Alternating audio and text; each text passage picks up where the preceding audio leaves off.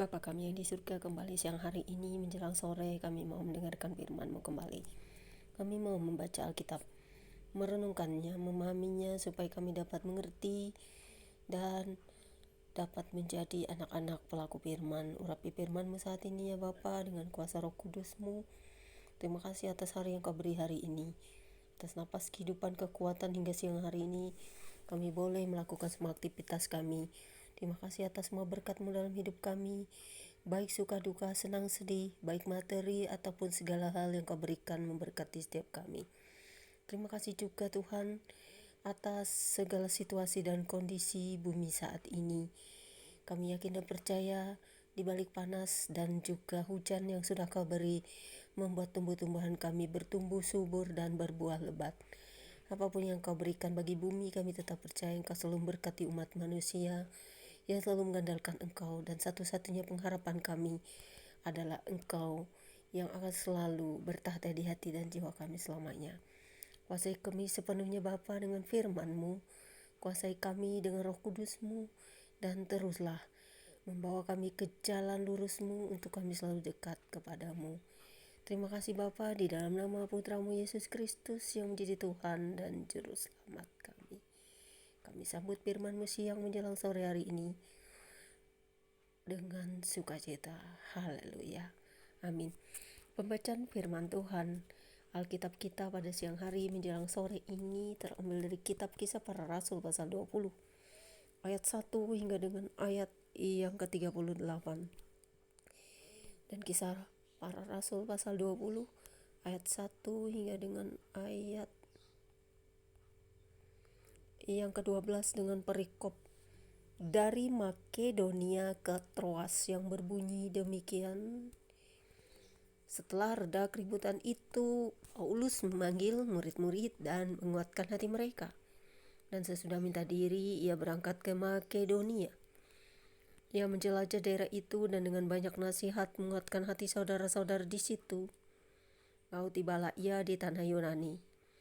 Sesudah 3 bulan lamanya tinggal di situ, ia hendak berlayar ke Syria. Tetapi pada waktu itu orang-orang Yahudi bermaksud membunuh dia. Karena itu ia memutuskan untuk kembali melalui Makedonia. Ia disertai oleh Sopater anak Virus dari Berea dan Aristarkus dan Sekundus, keduanya dari Tesalonika, dan Gaius dari Derbe, dan Timotius dan 2 orang dari Asia, yaitu Tikikus dan Trofimus. Mereka itu berangkat lebih dahulu dan menantikan kami di Troas. Tetapi sesudah hari raya roti tidak beragi, kami berlayar dari Filipi. Dan 4 hari kemudian sampailah kami di Troas dan bertemu dengan mereka. Di situ kami tinggal 7 hari lamanya. Pada hari pertama dalam minggu itu, ketika kami berkumpul untuk memecah-mecahkan roti, Paulus berbicara dengan saudara-saudara di situ karena ia bermaksud untuk berangkat pada keesokan harinya. Pembicaraan itu berlangsung sampai tengah malam. Di ruang atas di mana kami berkumpul dinyalakan banyak lampu. Seorang muda bernama Eutikus duduk di jendela. Karena Paulus amat lama berbicara, orang muda itu tidak dapat menahan kantuknya. Akhirnya ia tertidur lelap dan jatuh dari tingkat ketiga ke bawah. Ketika ia diangkat orang, ia sudah mati. Tetapi Paulus turun ke bawah. Ia merebahkan diri ke atas orang muda itu, mendekapnya dan berkata, "Jangan ribut, sebab ia masih hidup." Setelah kembali ke ruang atas, Paulus memecah-mecahkan roti lalu makan. Habis makan masih lama lagi ia berbicara sampai fajar menyingsing, kemudian ia berangkat. Sementara itu mereka mengantarkan orang muda itu hidup ke rumahnya dan mereka semua merasa sangat terhibur. Wow, dahsyat. Paulus punya mujizat yang bisa membangkitkan orang dari kematian karena diberi kuasa oleh Sang Tuhan.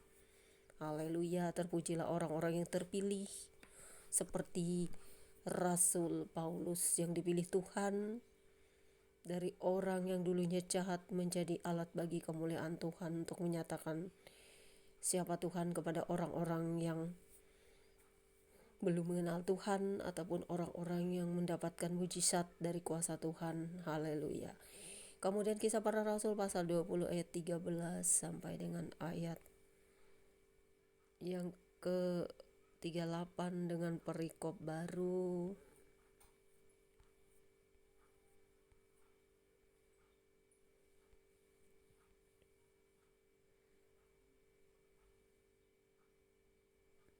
Salah ya, Kisah Para Rasul pasal 20 ayat 13 sampai 16 dengan perikop baru. Dari Troas ke Miletus yang berbunyi demikian. Kisah Para Rasul 20 ya, dari 13 sampai dengan ayat yang ke-16 yang berbunyi demikian. Kami berangkat lebih dahulu ke kapal dan berlayar ke Asos dengan maksud untuk menjemput Paulus di situ sesuai dengan pesannya, sebab ia sendiri mau berjalan kaki melalui darat. Ketika ia bertemu dengan kami di Asos, kami membawanya ke kapal lalu melanjutkan pelayanan kami ke Metilene. Dari situ kami terus berlayar dan pada keesokan harinya kami berhadapan dengan pulau Kios. Pada hari berikutnya kami menuju Samos dan sehari kemudian tibalah kami di Miletus. Paulus telah memutuskan untuk tidak singgah di Efesus supaya jangan habis waktunya di Asia. Sebab ia buru-buru agar jika mungkin ia telah berada di Yerusalem pada hari raya Pentakosta. Kemudian Kisah Para Rasul pasal 20 ayat 17 sampai dengan ayat yang ke-38 dengan perikop baru.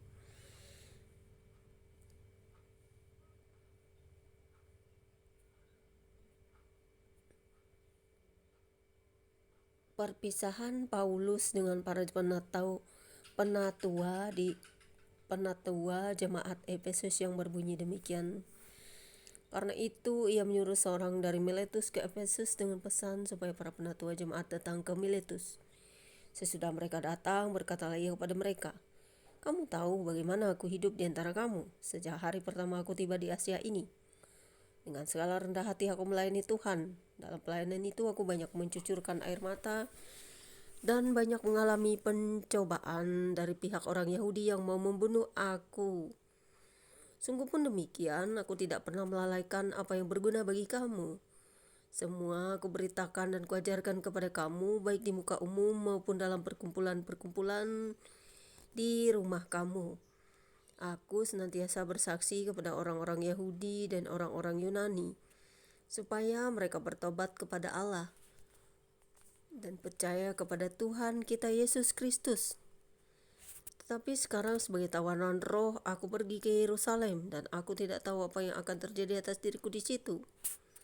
Selain daripada yang dinyatakan Roh Kudus dari kota ke kota kepadaku, bahwa penjara dan sengsara menunggu aku. Tetapi aku tidak menghiraukan nyawaku sedikit pun, asal saja aku dapat mencapai garis akhir dan menyelesaikan pelayanan yang ditugaskan oleh Tuhan Yesus kepadaku untuk memberi kesaksian tentang Injil kasih karunia Allah. Dan sekarang aku tahu bahwa kamu tidak akan melihat mukaku lagi, kamu sekalian yang telah kukunjungi untuk memberitakan kerajaan Allah. Sebab itu pada hari ini aku bersaksi kepadamu bahwa aku bersih, tidak bersalah terhadap siapapun yang akan binasa. Sebab aku tidak lalai memberitakan seluruh maksud Allah kepadamu. Karena itu jagalah dirimu dan jagalah seluruh kawanan. Karena kamulah yang ditetapkan Roh Kudus menjadi pemilik untuk mengembalakan jemaat Allah yang diperolehnya dengan darah anaknya sendiri. Aku tahu bahwa sesudah aku pergi, serigala segala yang ganas akan masuk ke tengah-tengah kamu dan tidak akan menyayangkan kawanan itu. Bahkan dari antara kamu sendiri akan muncul beberapa orang yang dengan ajaran palsu mereka berusaha menarik murid-murid dari jalan yang benar dan supaya mengikut mereka. Sebab itu berjaga-jagalah dan ingatlah bahwa aku 3 tahun lamanya siang malam dan tiada henti-hentinya menasihati kamu masing-masing dengan mencucurkan air mata. Dan sekarang aku menyerahkan kamu kepada Tuhan dan kepada firman kasih karunia-Nya yang berkuasa membangun kamu dan menganugerahkan kepada kamu bagian yang ditentukan bagi semua orang yang telah dikuduskannya, perak atau emas atau pakaian tidak pernah aku ingini dari siapapun juga. Kamu sendiri tahu bahwa dengan tanganku sendiri aku telah bekerja untuk memenuhi keperluanku dan keperluan kawan-kawan seperjalananku.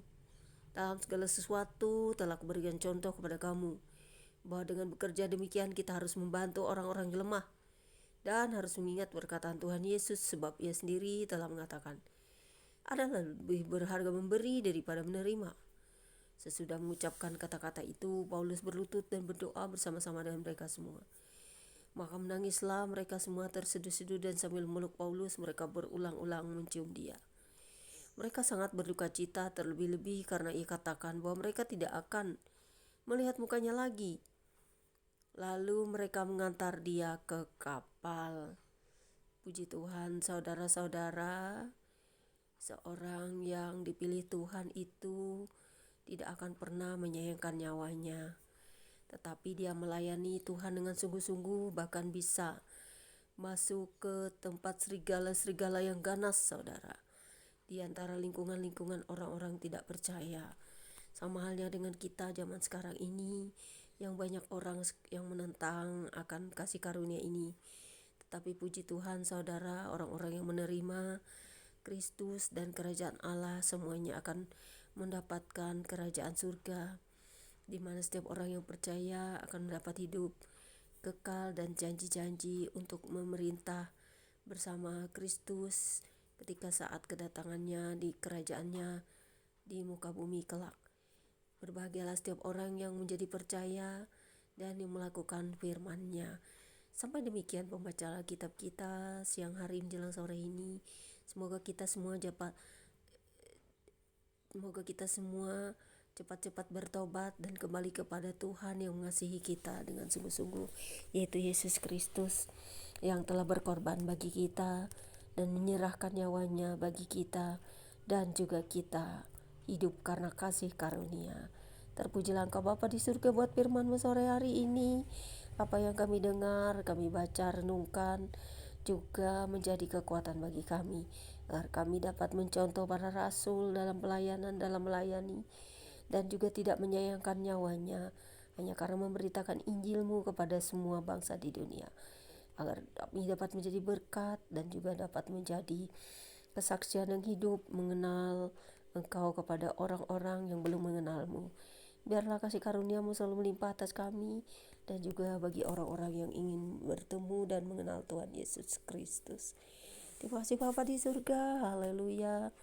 Biarlah kami disucikan hati dan jiwa kami untuk dapat mengenal, memenuhi panggilan kami, yaitu menjadi penginjil-penginjil kecil, dan juga berkati para apologet penginjil-Mu di seluruh muka bumi ini, yang mengabarkan Injil keselamatan, kasih karunia dari Yesus Kristus, dari Allah Bapa di surga, dan kasih karunia Roh Kudus.